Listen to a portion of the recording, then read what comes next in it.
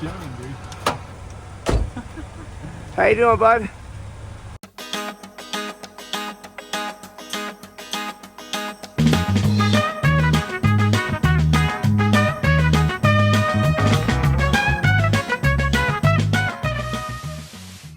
Welcome back to another episode of Cactus Quest. I'm your host, Hunter, and in today's episode, I am in Querrétaro.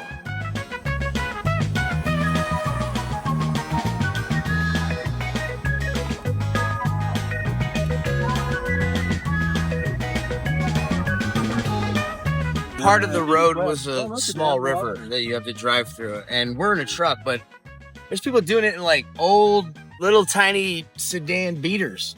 Unbelievable. We're in a canyon, and there's some cool stuff growing here. And matter of fact, there's some really cool stuff growing right here behind me. I don't know do you see it? Can you see it? I feel incredibly right-sized in these vast spaces. The subtle claustrophobia of life in the big city seems like a distant dream here. The wind speaks to me in a nurturing whisper, punctuated by bird songs. I feel my mother's love, emanating from the ground beneath my steps, up through my legs, into my heart, cleansing me and clearing my mind so I may behold her majesty in reverence. The landscape is alive. Okay, let me show you. The etymology of its name offers the first glimpse into its adaptive strategies. The species name disciformis is derived directly from Latin, where discus translates to disc and formis means shaped. Thus, disciformis literally describes the plant's characteristic disc-like, circular, or flattened appearance. This nomenclature first applied when it was described as Mammillaria disciformis in 1828 is more than a mere physical descriptor. A flattened disc-like structure minimizes the surface area exposed to the intense solar radiation typical of this habitat, thereby reducing water loss through transpiration, a crucial advantage for a plant with limited access to water. Now, the genus name Strombocactus further enriches this botanical portrait. It originates from the Greek word strombos, meaning fir cone or spinning top.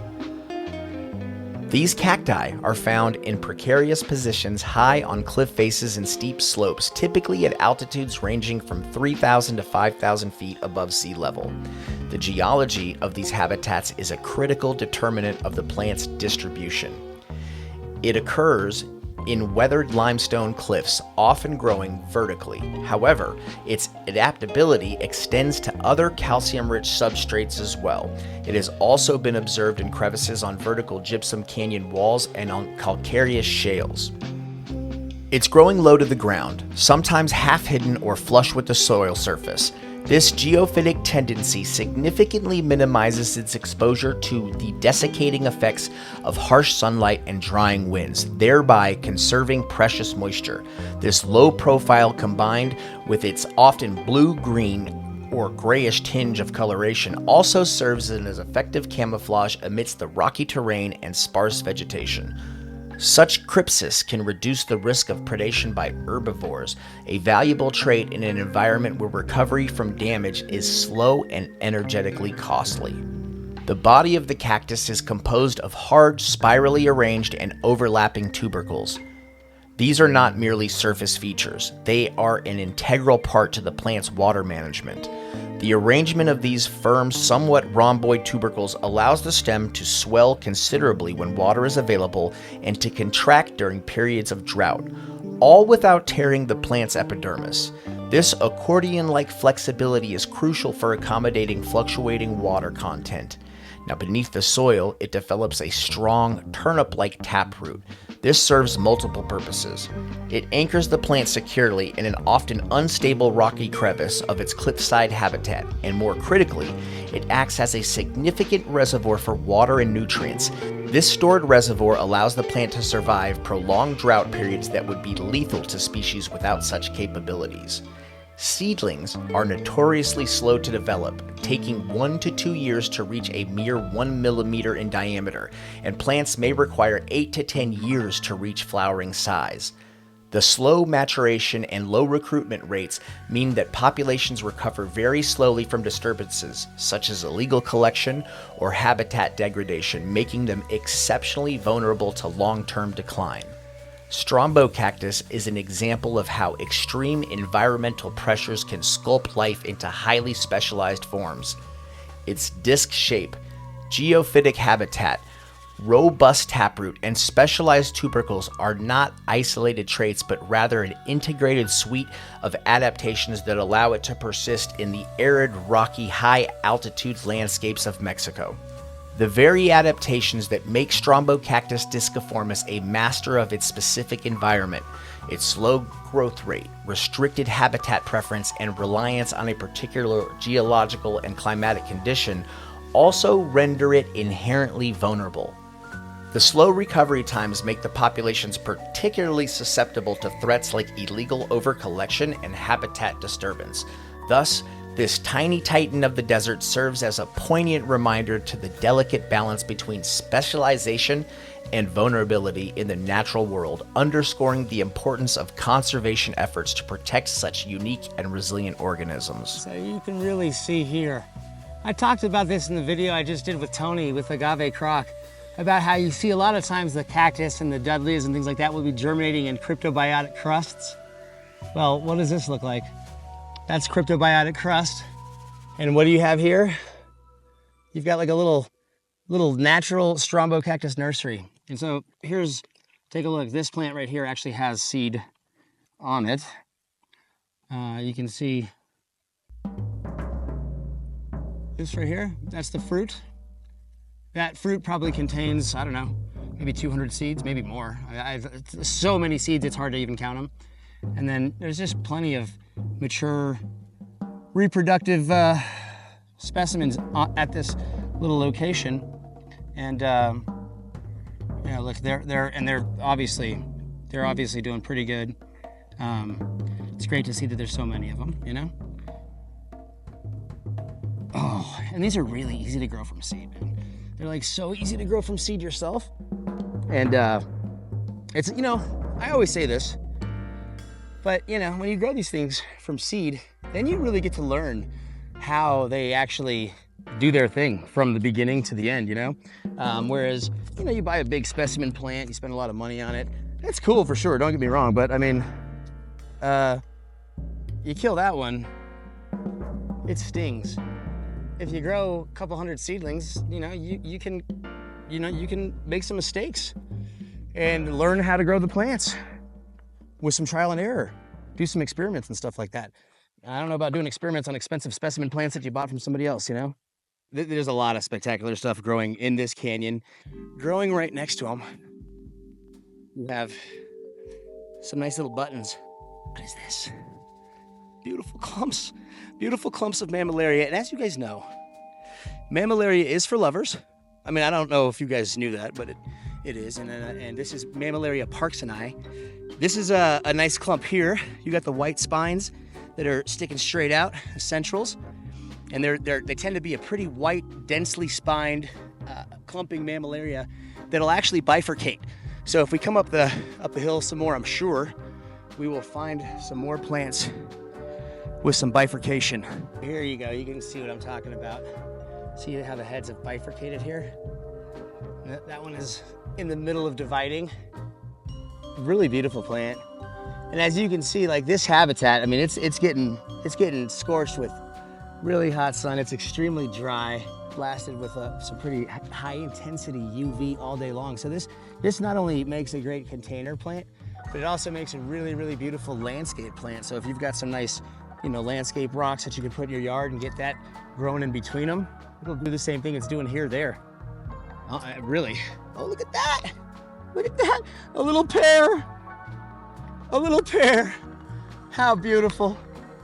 Look at that. You've got the Mam and the Strombos. Oh my gosh. And these things are all somewhere between fruit and flower for the most part. You got another little itty bitty one there. Those little guys are so adorable, aren't they? Oh, another loaf here. Oh, look at that guy. There we go. Now that's a nice one. You notice the form of this one? The ribbing is more defined. Look how squishy it is. Oof. Oh, don't you just want to just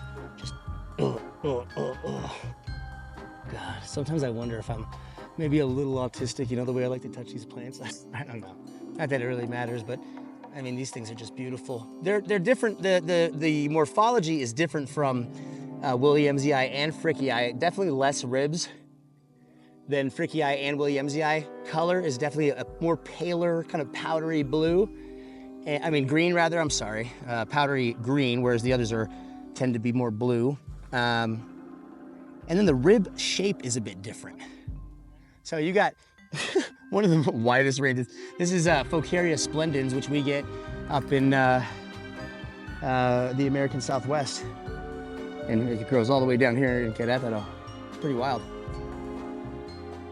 I don't even know. And the bursaras, come on. You got the bursaras with the hectias, and you got the talansias going off. I don't know what bursara this is.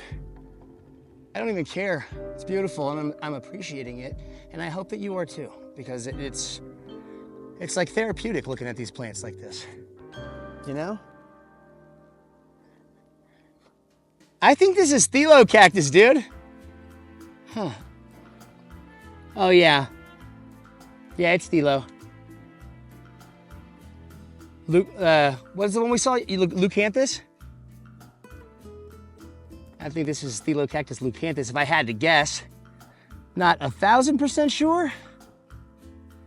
Let's see, was there any Strombos right here? I feel like I just saw one, and now I can't see it. So that like, oh, Gabriel's calling me. Oh, let's go. Actually, I now have no idea. That could be Longimama. I don't know. It's a cactus. Oh yeah. Yeah. The elder statesman here. Now you gotta wonder, like what kind of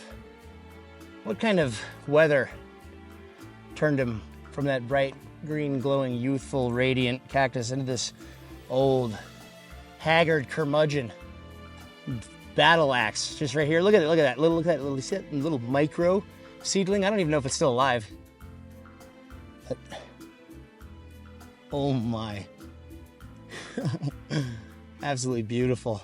Found a nice spot to germinate under some rock cover where it wasn't gonna get hit with the full onslaught of what the canyon has to offer in terms of weather. But you have seedlings here,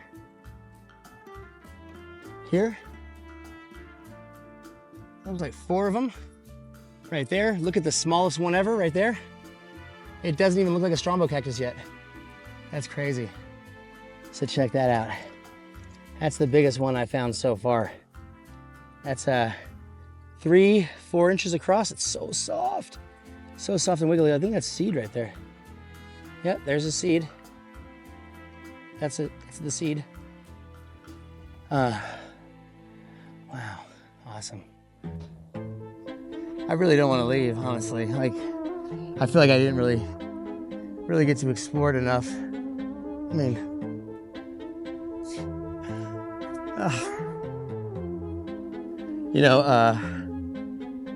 yeah, I just feel like I could really spend quite a bit more time at this spot.